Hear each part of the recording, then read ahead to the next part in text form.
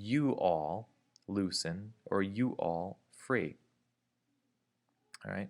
So take a look at all of those verbs and do the same thing. All right.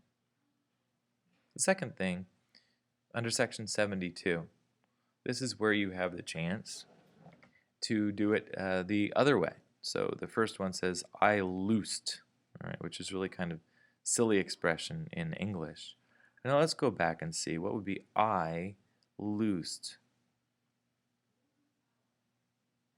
All right, first person singular is I, so the answer would be eluon. All right, you could do that for the rest of them as well.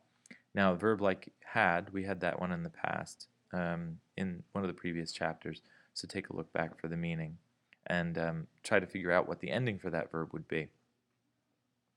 Section number 73, all right, this is simply translating from Greek into English, all right? And we've done this before. The thing that is added in this section, previously we were working with nouns, all right? We had the declensions, we did that before.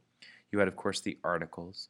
What we're adding this time is verbs, all right? And a couple of these verbs we've already had, but you'll notice each of these has a verb in the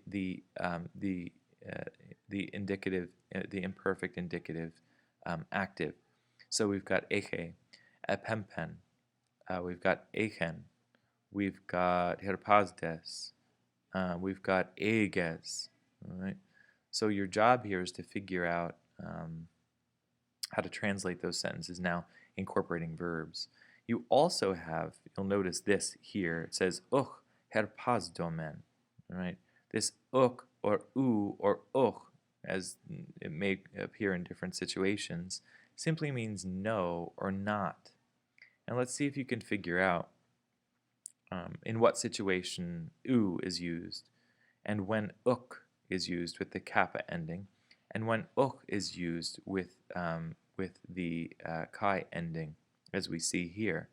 Why is this one used? The clue I'll give you is the letter that follows. All right, see if you can figure out the rule. So translate those 10 sentences. You can work with a partner on that if you choose, or you can work on your own. Finally, if you have time, you can work on section 74 and translate the English into Greek. All right, so this is going to take a little bit of legwork, possibly going back to look at the chart of the conjugations for the verbs in this section, or going back to vocabulary lists and trying to recall some of that stuff that we did in the past, right?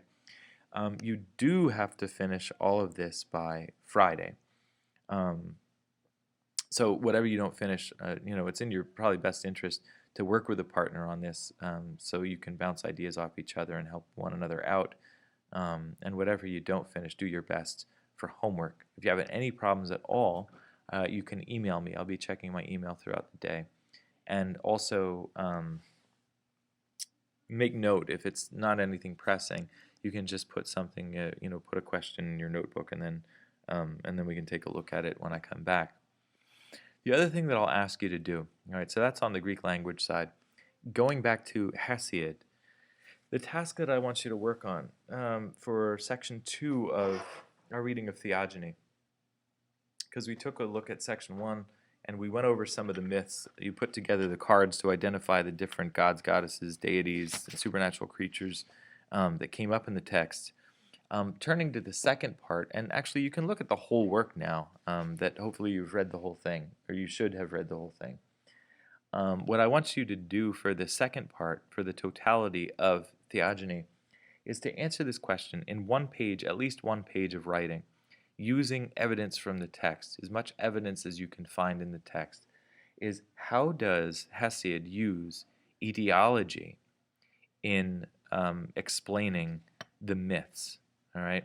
So etiology is something I mentioned before in regard to mythology, and etiology is simply a way of explaining things that happen in the real world by using mythology, by using mythological figures.